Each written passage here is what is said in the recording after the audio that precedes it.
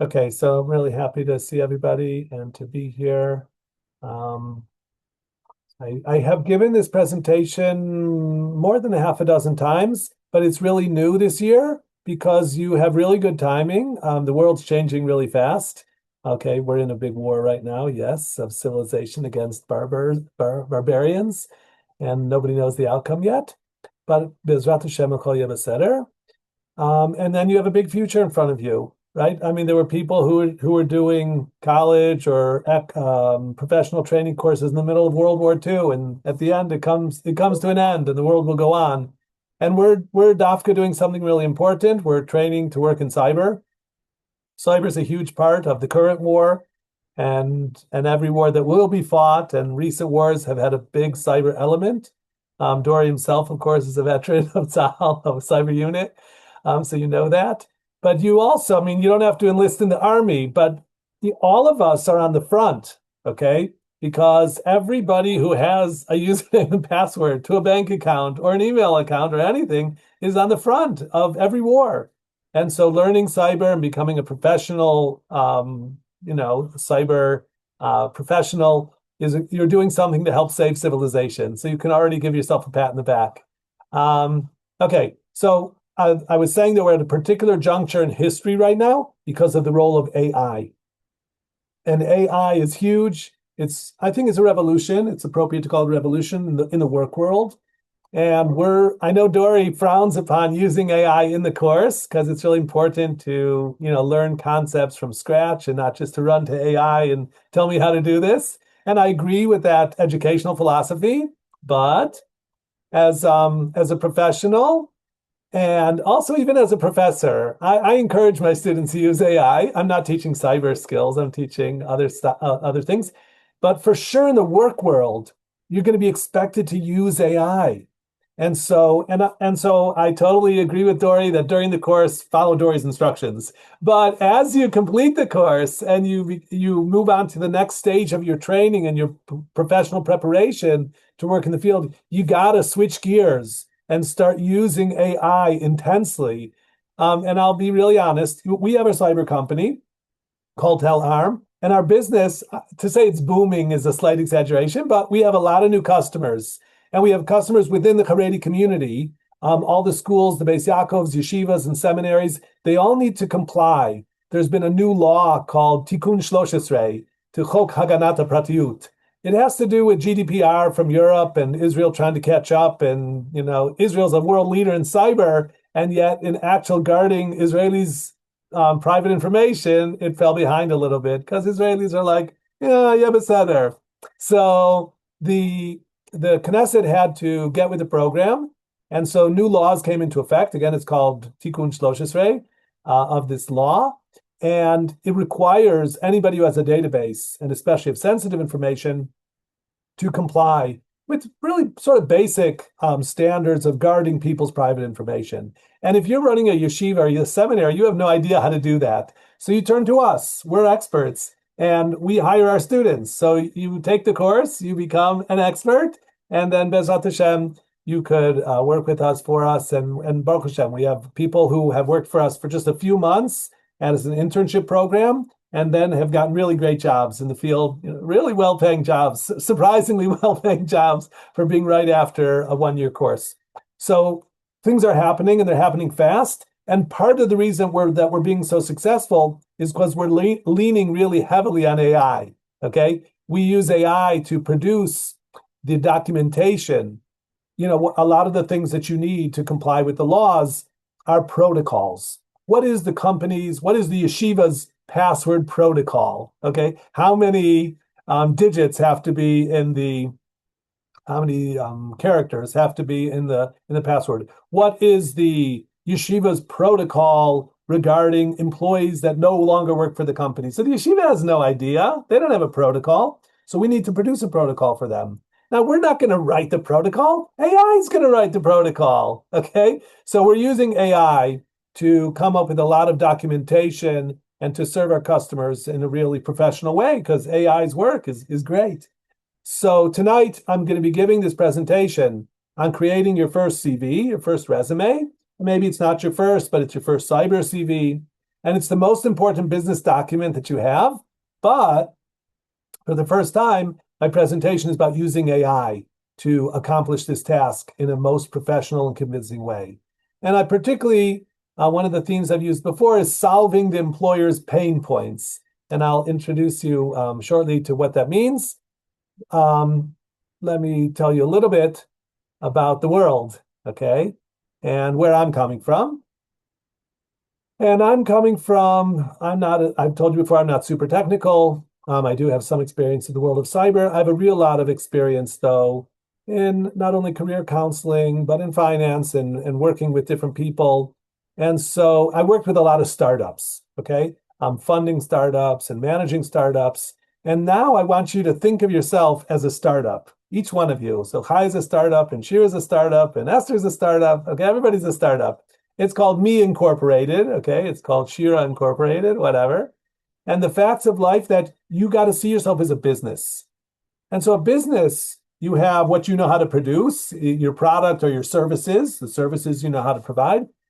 And you'll have a finance, you have a bank account, but you have to have a marketing department, okay? So part of your personality, some people are naturally like self-aggrandizing. They like to tell how great they are and to sell sort of themselves to other people. Other people are very humble.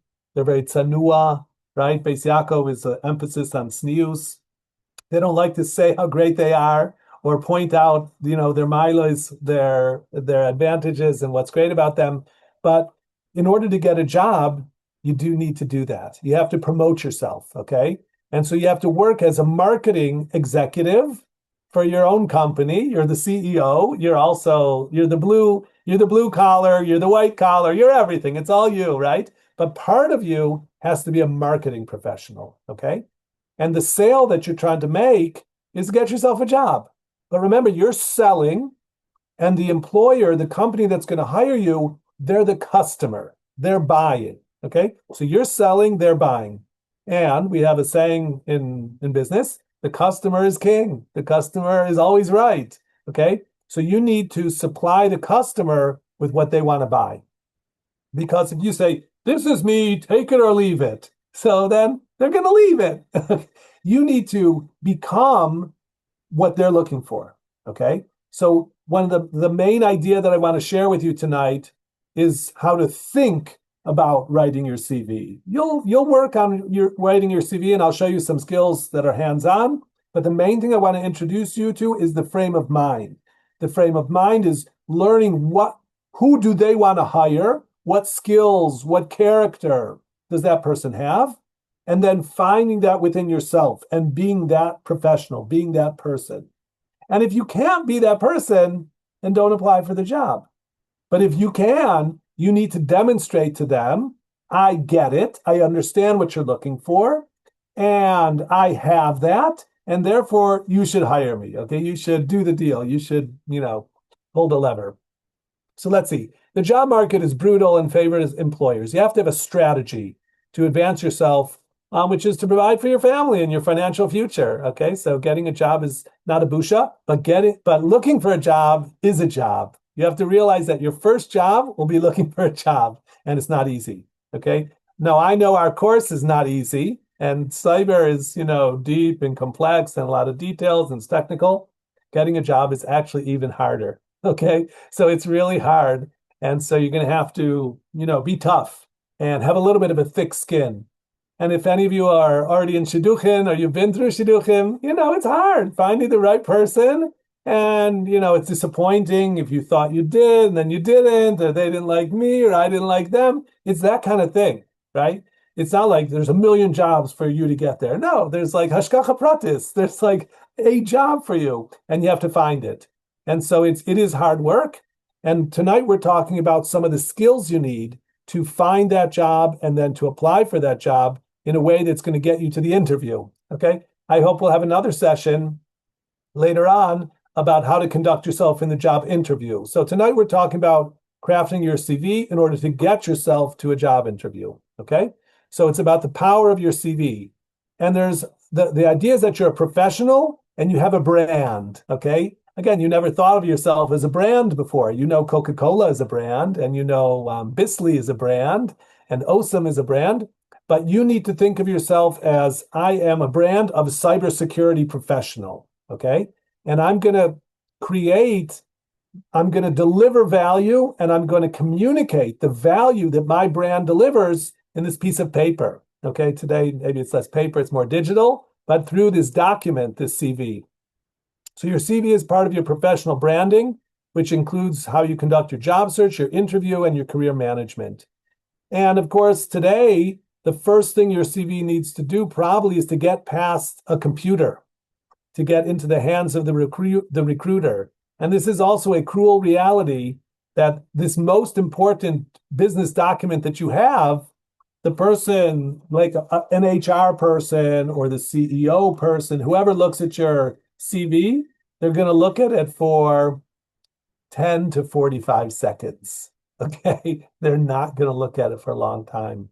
So it's got to jump out the important things in your CV that they can see, again, something special about you, the value you provide, your expertise, the projects you've done, whatever it is, but they're not going to look at it a long time. It's going to be a very short thing. And the first thing is it has to get past the computers that are going to be looking for keywords. Okay, there's keywords that the computer is looking for, and it's sorting the CVs, because a lot of times when a company puts out a job, whether they put it out on LinkedIn or their website, whatever, they'll get hundreds of responses. And my daughter is an HR person. She works in HR. So like, what do you do when you have hundreds of papers on your desk? Like, you don't go through all of them. You randomly pick some, or you use a computer or AI to go through them looking for certain things. So the first thing you have to do is get past the database searches, the computers, in order to get it into the hands of a recruiter, and then they'll look at it for half a minute. So it's a tough battle, and you got to be at your best. You got to be at the top of your game. So that's what we're talking about today: how to keep it simple, make it sharp and to the point. The person who wants to hire somebody, they need to hire somebody. So it is possible to get a job, but it's not easy. They're looking for the right person, and then to get back to work. They don't want to spend a long time on this process, but it will take you a long time to do this process of preparing your CV and then looking for a job. It's not days, it's not really weeks, it's really months. Okay, so that's the beginning, is to adjust your expectations to understand that getting a job takes time. Okay, and there's nothing anybody can really change about that. We can help you by giving you an internship, to bridge between your studies and your first job, but your first paying job takes time. Okay, let me go on. Marketing 101. Okay, so I'm teaching marketing this semester, and we're talking about strategic marketing, and there's something called the STP model. And the STP model is segmenting, then targeting, and then positioning. Segmenting is breaking down the market.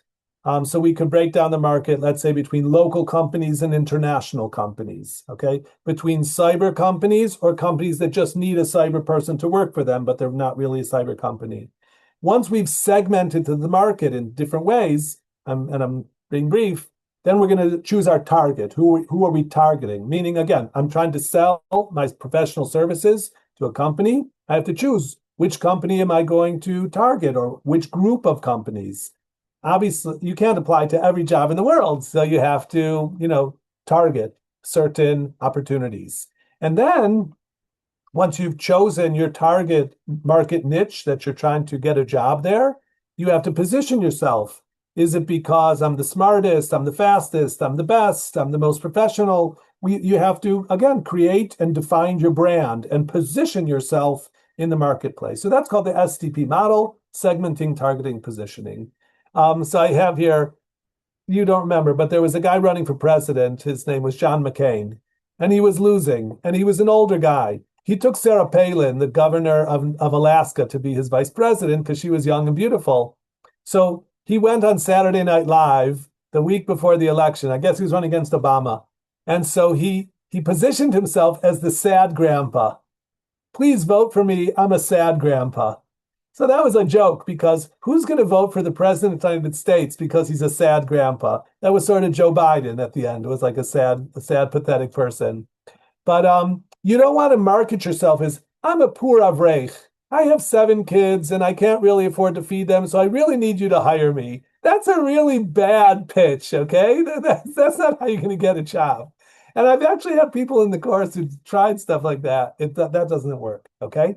You want to position yourself as a fighter, as a winner, as an expert, as someone really efficient, somebody who's really tough, whatever it is. And it has to be you. It has to be something that you identified, but it's the reason they should hire you. And it's not going to come from mercy. It's going to cause they're going to hire you because you bring value to the table. You're going to make money for the company. We're going to talk about that in a minute.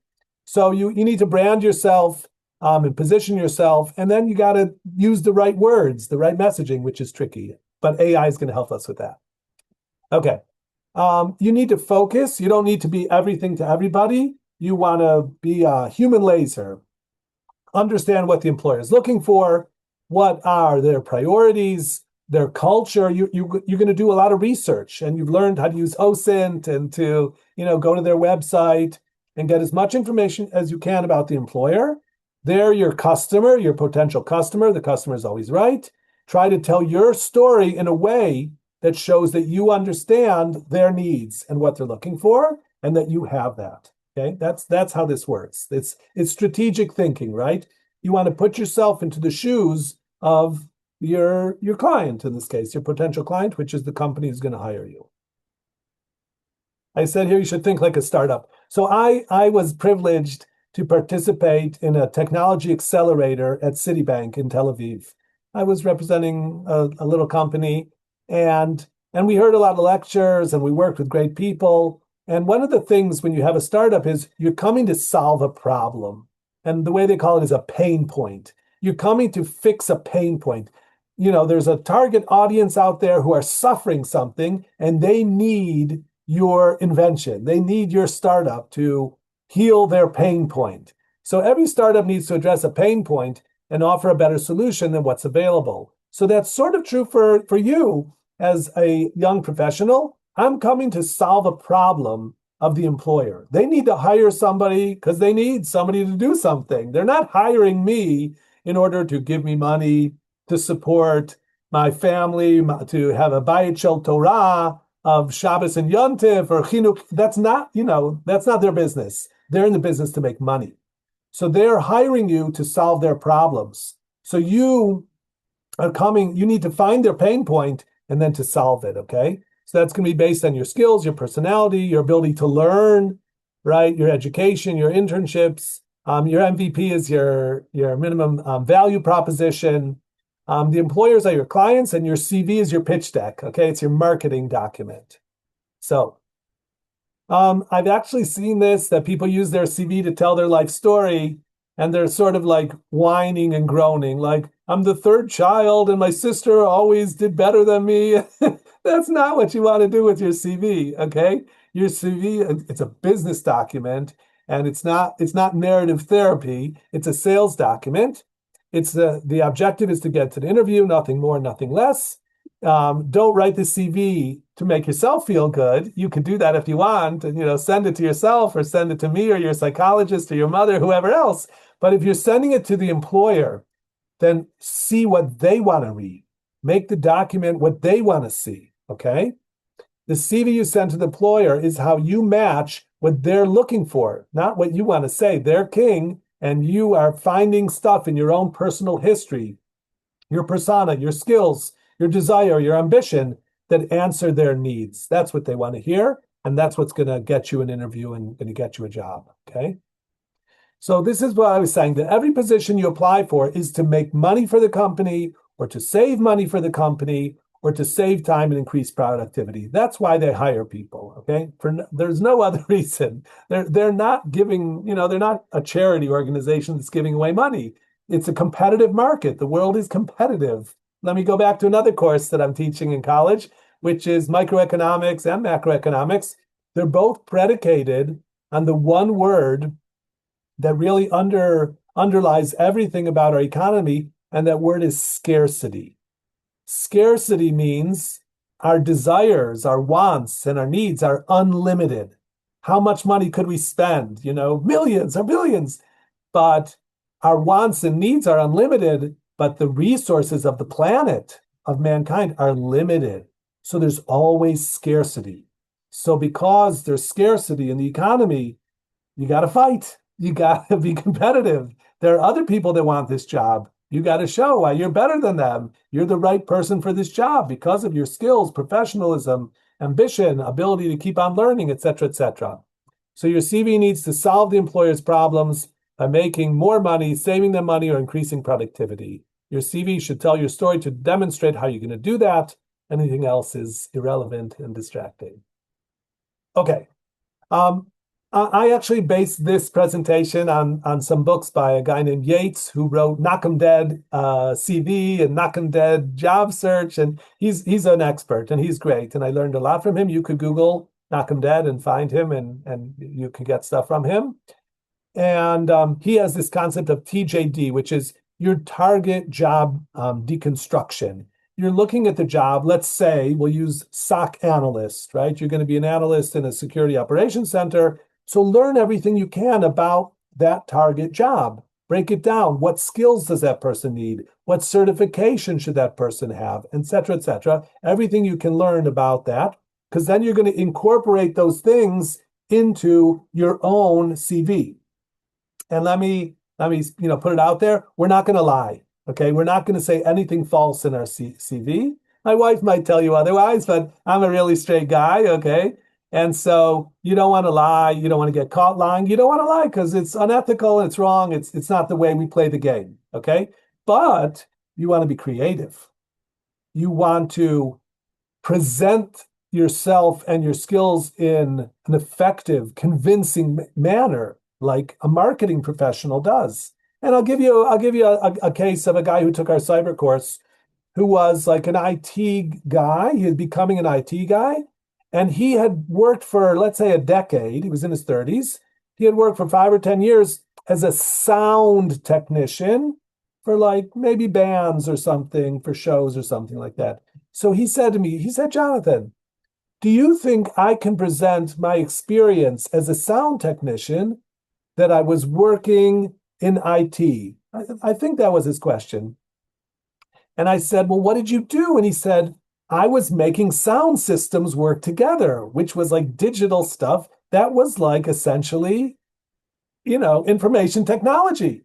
So although the particulars were he was a sound guy, a sound engineer, but he presented it that he had a decade of experience in IT, which was true. But he hadn't originally thought about himself that way. But now that he was applying for a job in IT and cyber, he realized that he looked in his own professional history and he had more experience as an IT professional than he originally thought he did. Okay? That's what I'm talking about, strategic thinking. He did not lie, but he reframed his experience in a way that made it really relevant for the jobs that he was applying. Okay?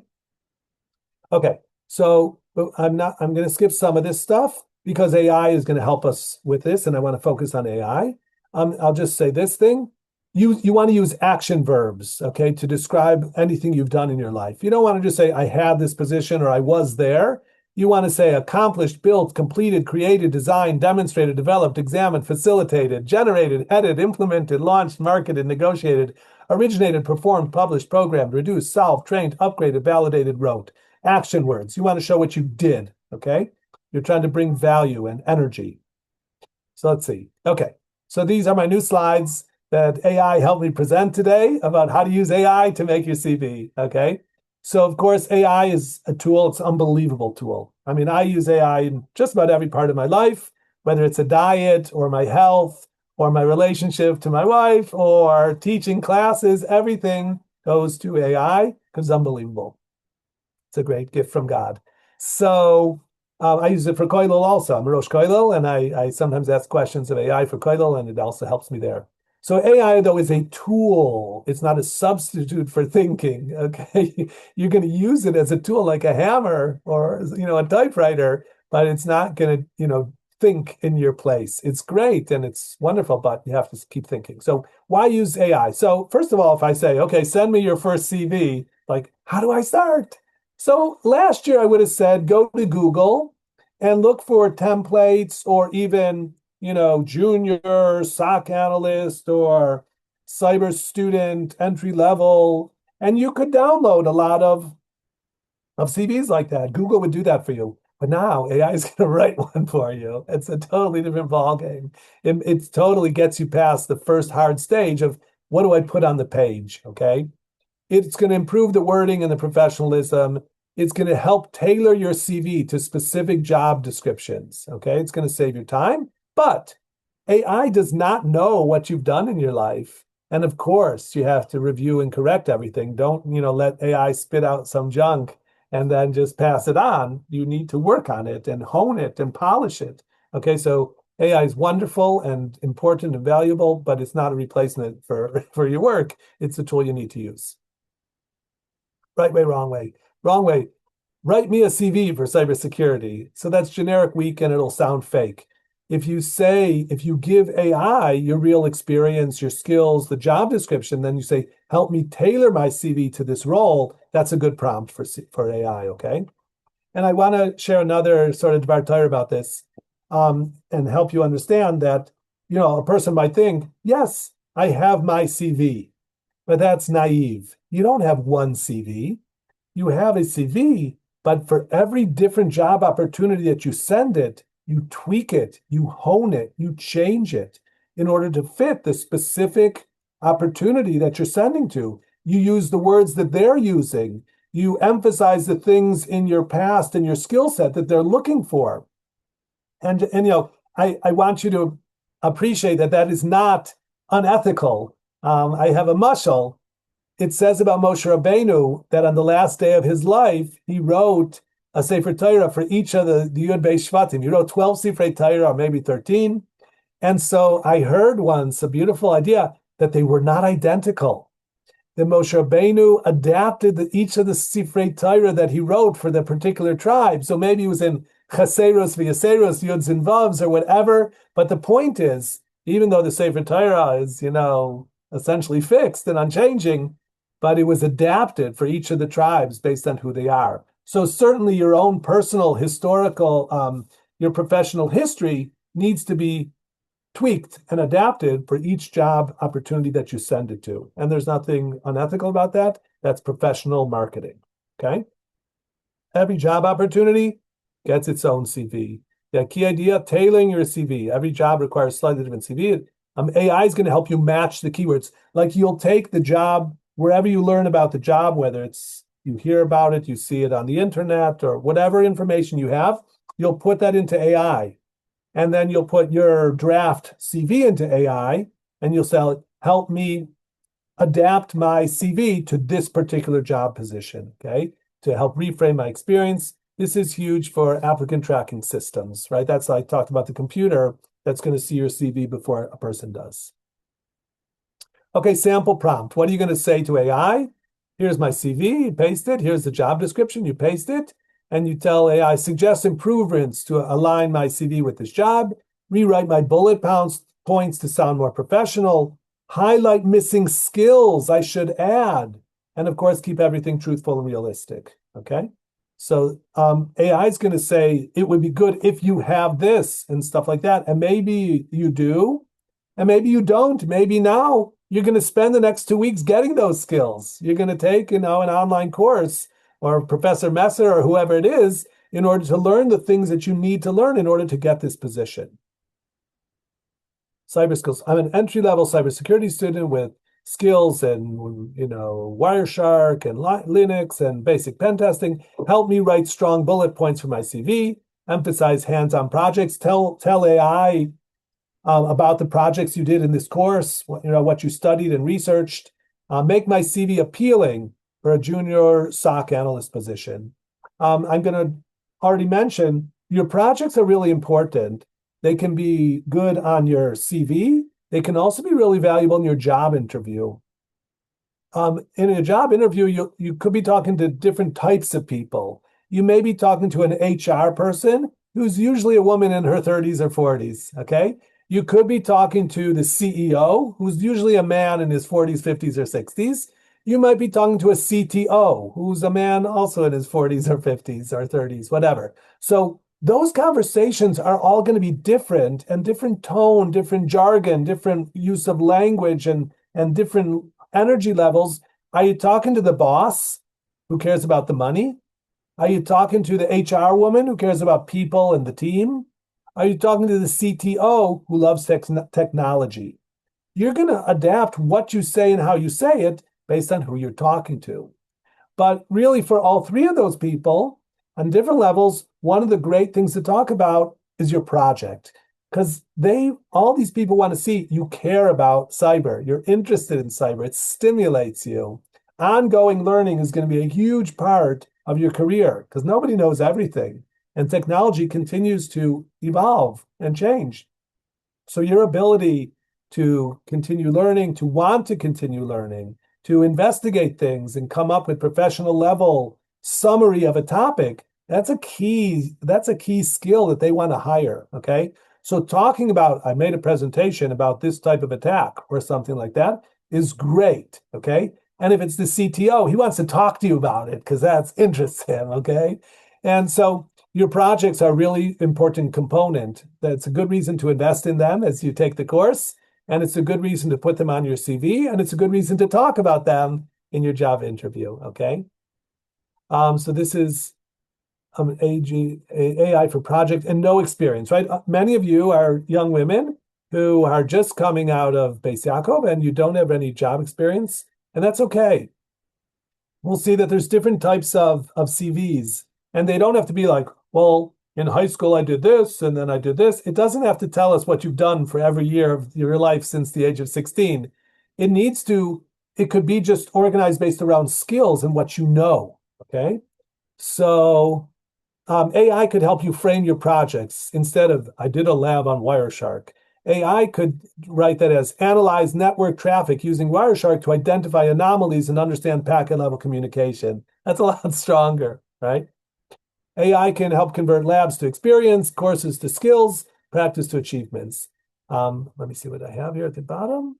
Help me turn my cybersecurity labs into professional CV bullet points. So AI is going to help you with that.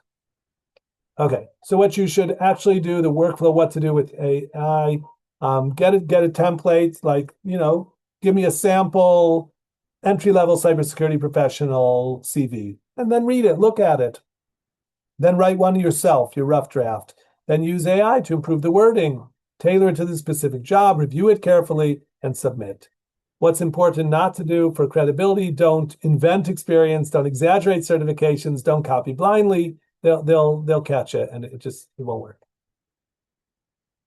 AI and job search strategy. Getting a job is a job and it's a process, and I told you about that already.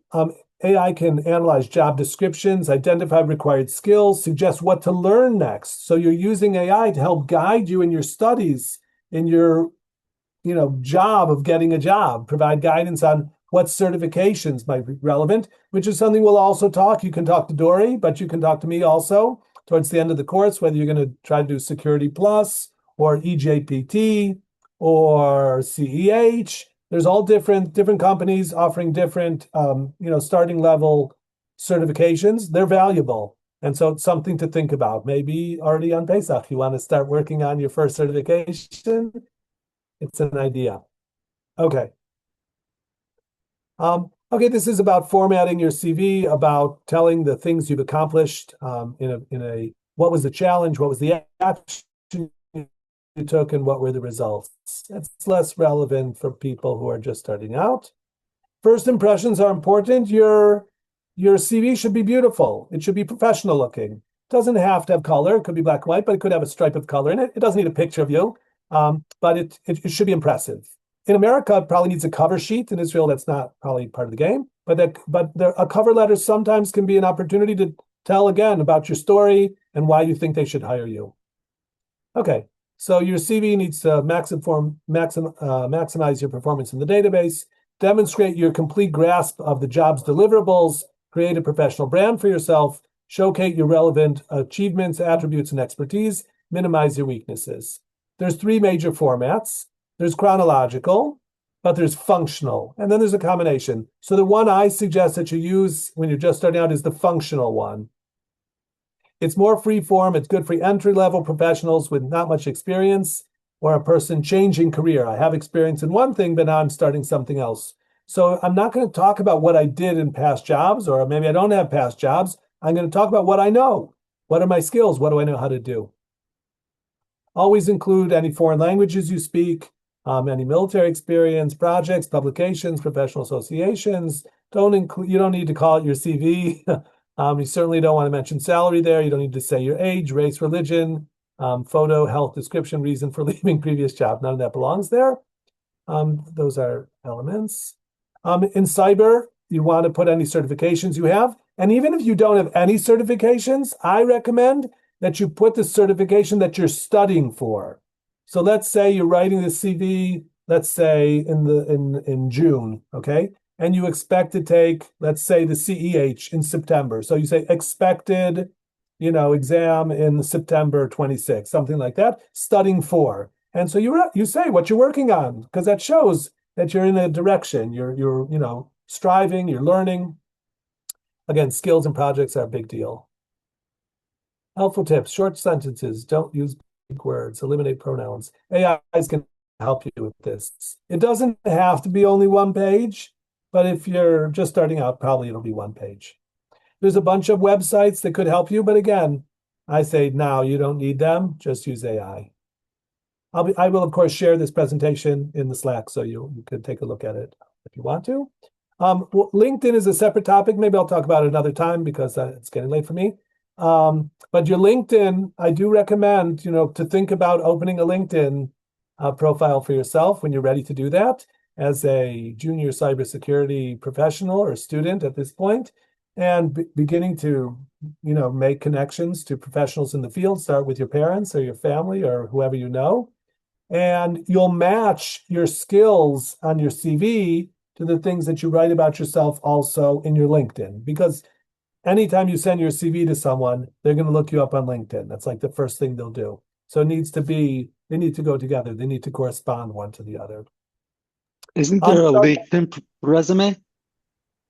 What'd you say, Ellie, about a LinkedIn resume?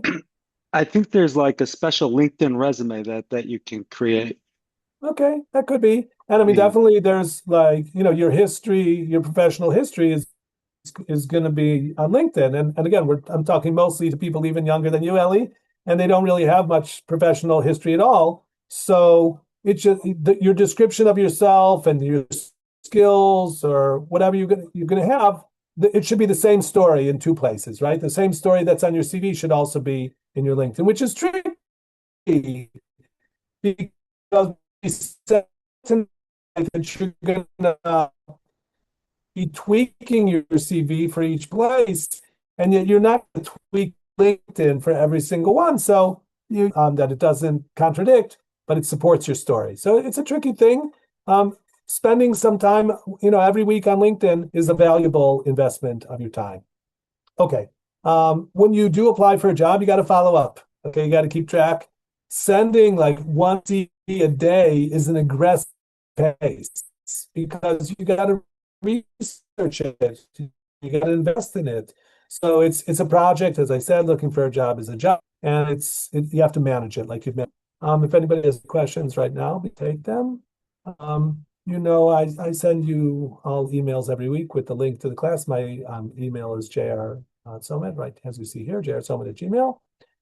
But you can come to our website or however you want to contact me. And I look forward to seeing you again and wishing everybody Chag Kosher V'Sameach.